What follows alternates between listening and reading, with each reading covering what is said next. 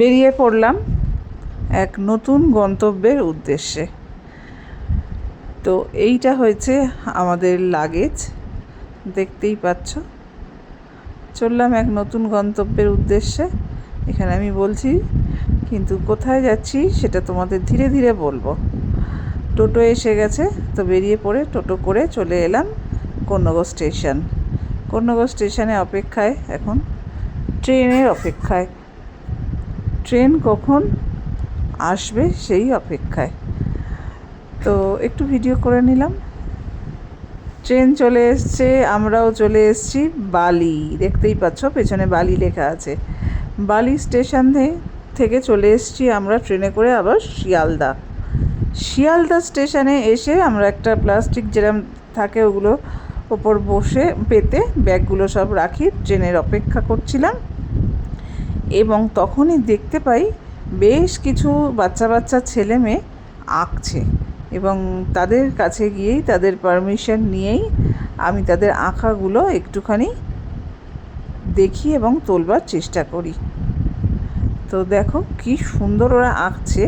ওরা শিয়ালদা স্টেশনে বসে ওই যে সামনের, আমি কথা বলছিলাম ওদের সাথে, তো ওরা সামনে যেই বসে আছে, যেরমভাবে বসে আছে, বা মানে যে যেরমভাবে দাঁড়িয়ে আছে, কেউ শুয়ে থাকলে শুয়ে আছে, তাদেরকে আঁকছিল, দেখছিল আর আঁকছিল। কি অপূর্ব ওদের হাতের আঁকা, তোমরা নিজেরাই দেখো। কোনো রাবার কিন্তু ওরা ইউজ করছে না।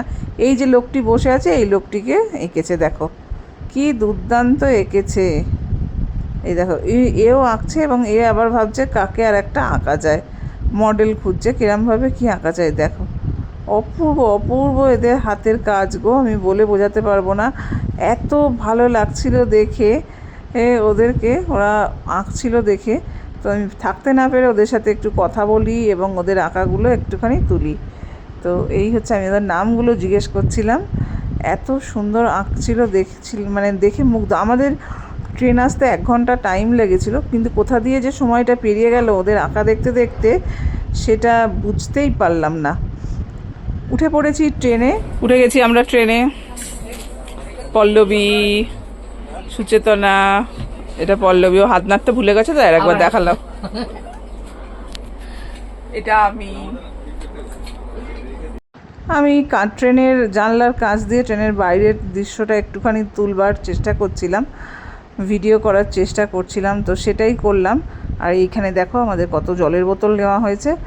আমার ছেলে, আমার বর, এরা সব গল্প করছে বসে, আর আমি জানলা দিয়ে একটুখানি বাইরেটা দেখবার চেষ্টা করছিলাম।